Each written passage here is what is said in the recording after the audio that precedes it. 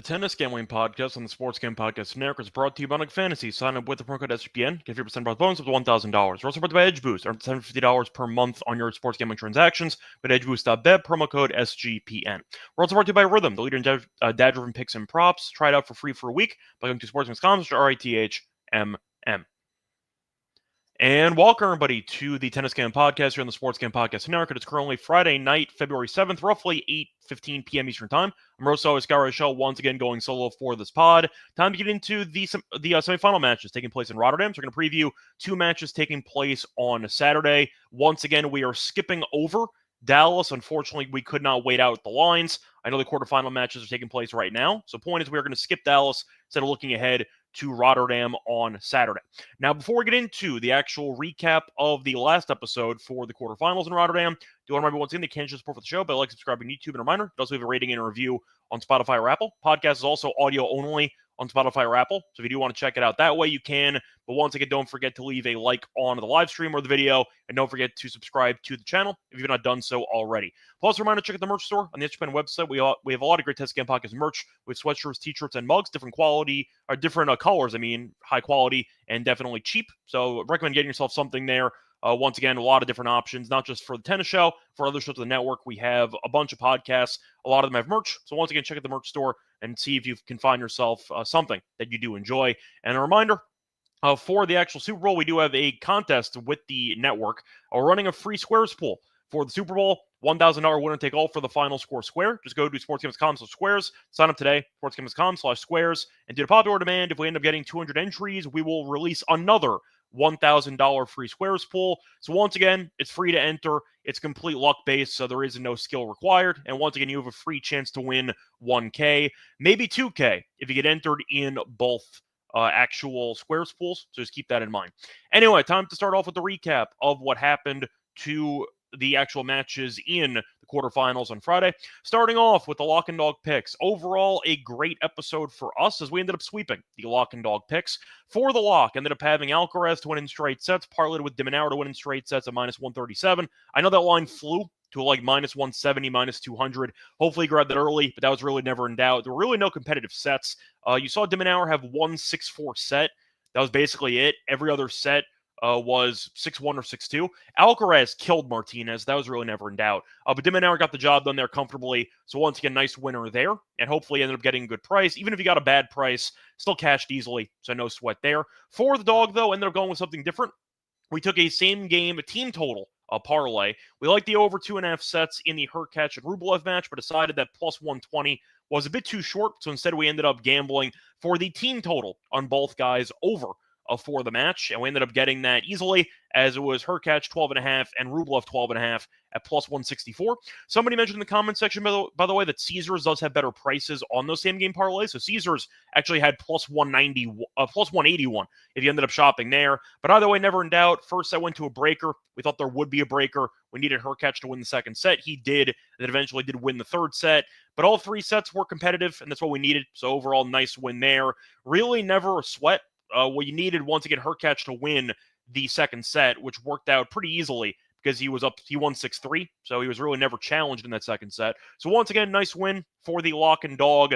Once again, a sweep for the second straight episode. So hopefully we'll make it 3 straight here in the semifinals. And for the actual recap of the matches in the quarter, starting off with the, I'd say, really generic results, because you had the straight sets I should say a straight set result in the first 3 matches. You had de Minaur, who was about -1,200.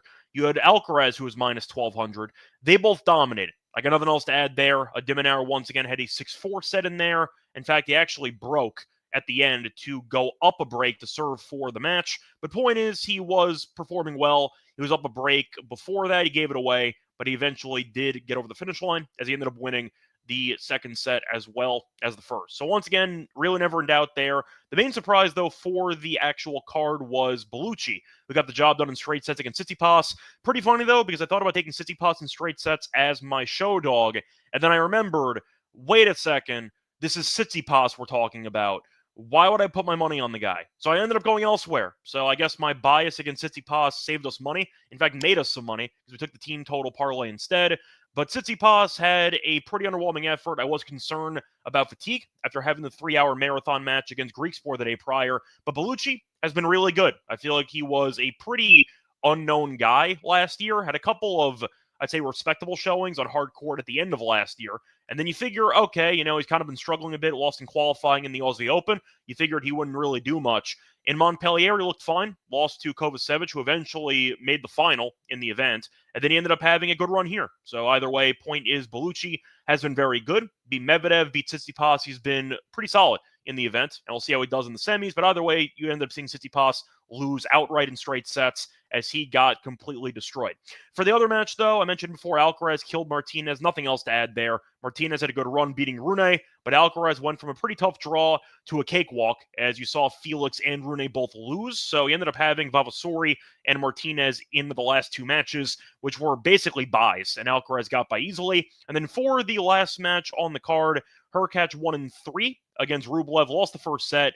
Probably should have won the first set, honestly, because he was in a good position to win the breaker, as he ended up leading by a decent amount, actually, in the breaker. He led 4-1 and 5-2, and eventually did lose. In fact, he lost 5 straight points in the breaker. But either way, point is, he got the job done, eventually coming back from a set down. He was up a break early in the third at the fight off a love 40, which he did with some clutch serving, and eventually got the job done 6-3, 6-4 in the final 2 sets. We called Hurkacz in 3, so we got that right as well. Once again, we got basically everything right, except for the Tsitsipas match, which we did not bet on, because that involves Tsitsipas. So either way, overall great episode for us.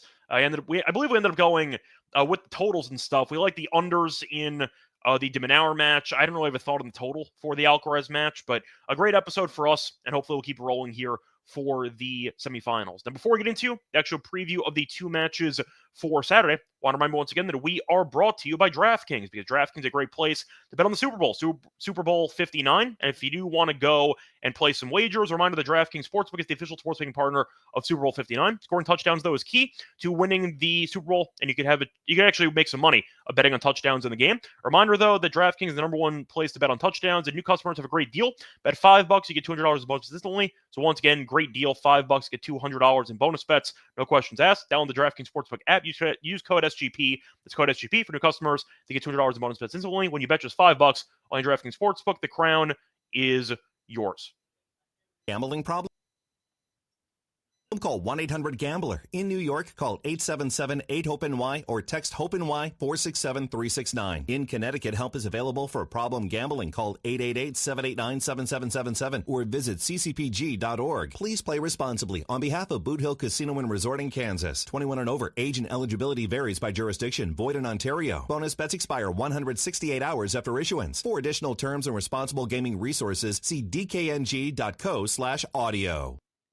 We're also brought to you by Rhythm. A reminder, if you want to try betting models, Rhythm can help you do that, because Rhythm is a great place to help you no matter how skilled of a gambler you actually are with your betting models. You can build your own. You can copy one from the leaderboard or let Rhythm build one for you in seconds. You can also use it for AI-generated picks, NFL picks, NFL props, college basketball, and the NBA. Rhythm does have it all. Claim a free trial for a week by going to sports.com/rhythm, sports.com/RATHMM.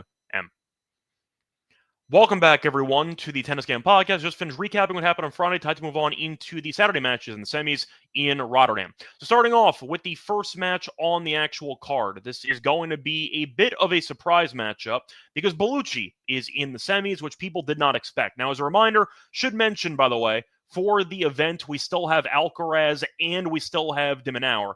So we do have a chance to actually win both or I should say get an automatic winner in the final if de Minaur and Alcaraz both win their respective matches. So once again, we have a pretty good opportunity of winning an outright here. We have Alcaraz at 195. We have de Minaur at 10-1. We also have some outrights alive in Dallas, but we're still waiting for the quarterfinal matches to finish, so we'll see how those do. Hopefully, Paul and Makic win to stay alive. The point is Alcaraz at 195 and de Minaur 10-1 are still alive and well. So anyway, time to get back into the actual breakdown of the first match. You have Bellucci taking on de Minaur. Now, de Minaur is defending runner-up. He's a massive favorite here, to no surprise, because once again, he is a top 10 player in the world. For the actual money line, minus 500. Bellucci is plus 400. Game spread, you minus 4.5 for de Minaur, plus 4.5 for Bellucci. The over-under in games is set at 20.5. At minus 125, though, you can find 21.5 for the over at plus money if you want. Team total 12.5. The over is minus 105 on de Minaur. The under is minus 125. And for Bellucci, it's at 8.5 or 9.5 if you shop around. And you can find, once again, good prices on either option. For the actual set spread, de Minaur in straight sets is minus 175. Bellucci to win a set is plus 145. And the over 2.5 sets is plus 215. Now, no head-to-head history between the two of them. Now, de Minaur has been very good so far in the event. He had some blister issues early, but he's not dropped a set yet, as he beat Goffin in straight sets, beat Mensik in straight sets, and beat Altmaier in straight sets. So he's been looking very sharp. Also ended up beating Emer in the Davis Cup as well. So after making a pretty good run in the Australian Open before losing to Sinner, he's been good. So overall, de Minaur looks like he's in great form. As for Bellucci, he's been in good form too, as he ended up losing in, once again, Montpellier to Kovacevic in a competitive straight set loss. Then he ended up making it through qualifying, beating two relative unknown Dutch players, and then he ended up beating another unknown Dutch player in the first round, beat Medvedev in 3, and beat Tsitsipas 6-4, 6-2. So Bellucci has been very good lately. And the question is, can he actually threaten to maybe pull off the upset against de Minaur? I think de Minaur is going to win. I'll start there. Now, minus 500 makes it pretty difficult to actually find value on de Minaur because he's minus 175 to win in straight sets. So it's really tough to find an angle to actually back de Minaur. 4.5 games is a lot. I can see Bellucci hanging in there. De Minaur is also not the best server, so I can see some breaks from both guys in this event, or in this match. So I think that de Minaur is going to win. However, the question is, do I think it will be easy? I actually don't. I think de Minaur is going to have a bit of a struggle on his hand. Bellucci has been very solid. He's a lefty, and I do want to point out de Minaur has had a couple of marathons lately with lefties. In fact, he's lost his last 2 matches against lefties, faced off against Draper and faced off against Gaston last year, and he lost both. So the point is, I think de Minaur can potentially find a certain hiccup in this matchup where Bellucci is consistent. Maybe he ends up just, I'd say, using some variety coming to the net, and I do think he can keep de Minaur off balance, or maybe if de Minaur's blisters act up again, maybe he'll end up slumping in a set. But Bellucci should be fully confident. I mean, he ended up beating Tsitsipas and Medvedev, so he's beaten 2 top 20 guys in the world. We know Tsitsipas has been a multiple-time Grand Slam finalist, and you're looking at, once again, Bellucci beating them like it was nothing. I mean, the Medvedev match was close. He arguably should have won in straight sets. He had a match point in the second set. But the point is, I'm not exactly concerned about the moment for Bellucci, because he's already beaten 2 pretty good opponents. I know de Minaur, you could argue, is more consistent right now than Medvedev and Tsitsipas. But the point is, he was able to get by 2 good opponents, and de Minaur, you could argue, hasn't really played many great players in the event, as he ended up facing off against Goffin, who might be completely washed. Mensik's a good win, I'll give him that. And then Altmaier is a clay specialist who had a dream run to the quarter. So the point is, de Minaur hasn't really beaten many consistently solid hardcore players, and Bellucci does seem to be undervalued constantly by the odds makers. I see a pretty competitive battle here. If you want to go for the over 2.5 sets at plus 215, I don't hate it. I think there's more value on Bellucci plus 1.5 sets than de Minaur under. I should say de Minaur straight sets at minus 175. So I think that Bellucci has a chance to make it interesting. I'll go with the games in this one. I don't mind de Minaur team total over 12.5. You might see a 7-5 or 7-6 in there, maybe a 3-setter, because he has struggled with the lefties lately. But I think Bellucci can make it interesting, and I do think that the odds are disrespectful in favor of, once again, de Minaur, who's minus 500. I get it. I'd probably have him closer to like minus 350 if I had to price him myself. But Bellucci seems to be, once again, constantly underrated by the odds makers. So I'm going to go with the dog here to keep it interesting. I'm picking de Minaur to win. But for value alone, I don't see any on de Minaur. I'll go with the, once again, dog to keep it interesting and to lose a respectable match against a top 10 opponent. Moving on to the next matchup. This is definitely the match of the day. No offense to de Minaur and Bellucci. You have Alcaraz against Hurkacz. Now, this one should be fun. Now, it is a pretty big line as you're looking at Alcaraz being minus 550. You have Hurkacz at plus 370. For the game spread, you have around minus 4.5 or so, give or take. And for the over-under, you have 21.5. Juice, though, to the over. Now, for the head-to-head history, quite competitive, actually. Now, Alcaraz is 3-0, but I do want to point out that every meeting has been very, very high scoring in terms of games. Now, you're looking at Cincinnati in 2023.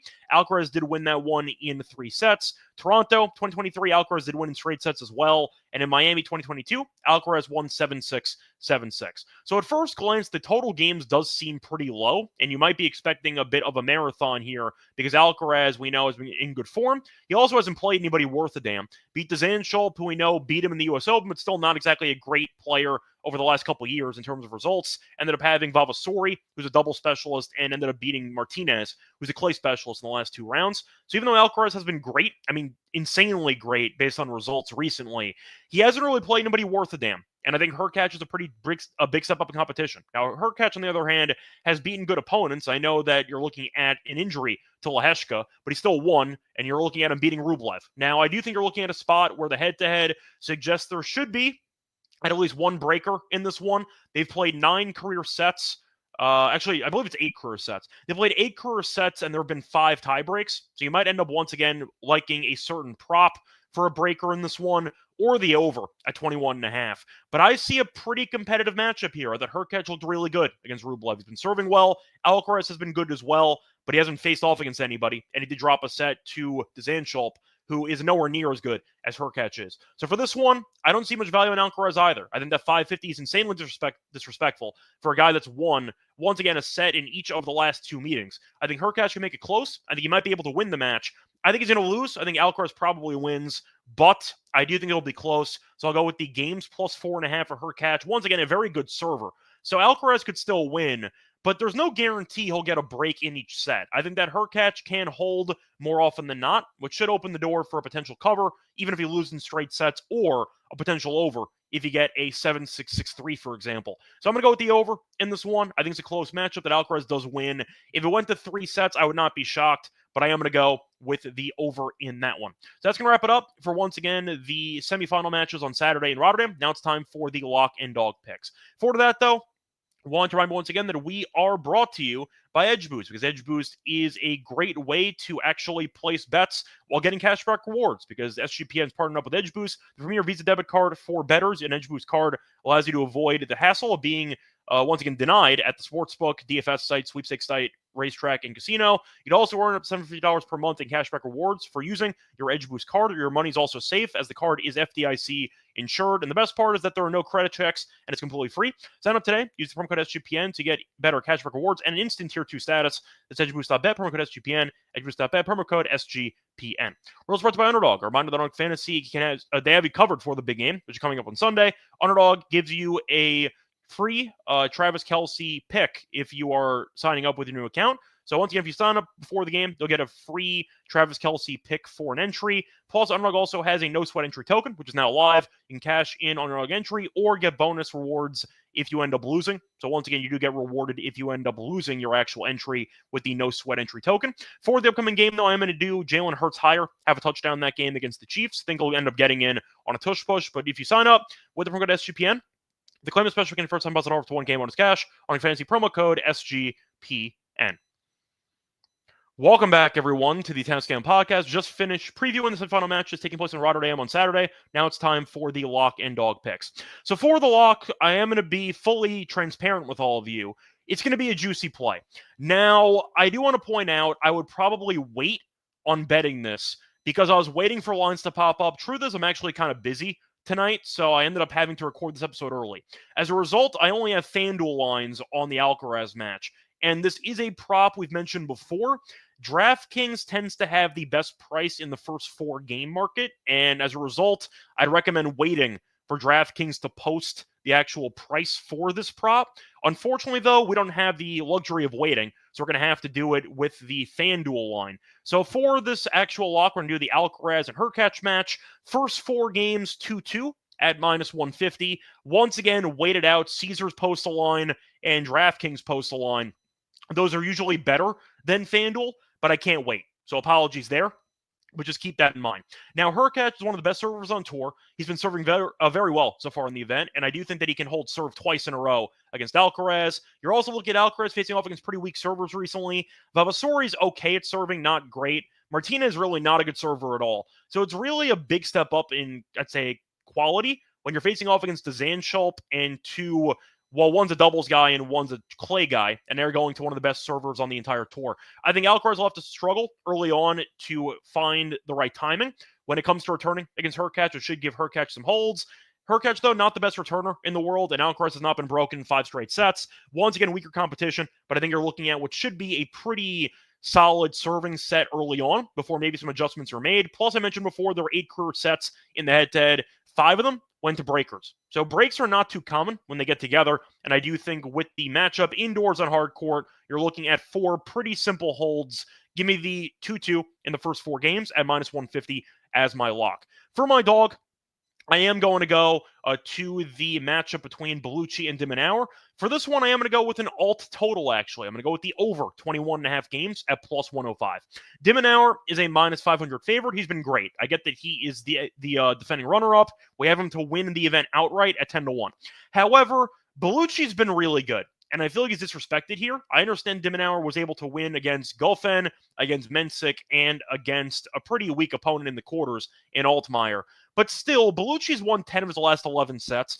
He's been great. He beat Tsitsipas. He beat Medvedev. I think you can see at least one competitive set here. Maybe it goes 3. But I think you're looking at what should be a closer match than the odds makers suggest. Minus 500 feels insanely disrespectful for the current form that Bellucci's in. And you're looking at de Minaur, who has not been good against lefties. Mentioned this before.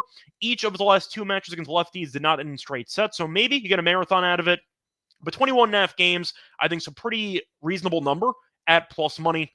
If you get a breaker in there, you end up getting a 6-3. You win in straight sets. You can win this in straight sets. You don't exactly need to go 3. If you want to go Bellucci to win a set at plus 145 or over 2.5 sets at plus 215, you can do so, but I'll play it safe in case de Minaur does win in a breaker and then ends up winning, for example, 7-6, 6-3, or even like 7-5, 6-4. Point is a couple ways for this to cash in a straight set win by the minus 500 favorite. So I'm going to go with the over in games here. I think it'll be a close matchup that de Minaur probably wins, but I like the value at over 21.5 games at plus 105. So once again, the plays here for the podcast. Once again, the lock's going to be on Alcaraz and Hurkacz. First 4 games, 2-2 at minus 150. Once again, wait for DraftKings and Caesars to post their lines on the same market.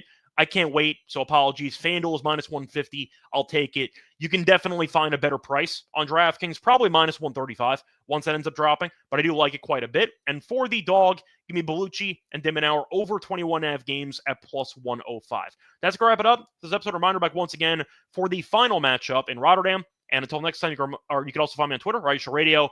Find the podcast on YouTube. Find it on Spotify or Apple. Don't forget to leave a rating and review on Spotify or Apple. Don't forget to like, subscribe on YouTube as well. And a reminder, check the merch store as well for Tennis Game Podcast merch. Until next time, good luck to all of you and all of your bets. Bye, everyone.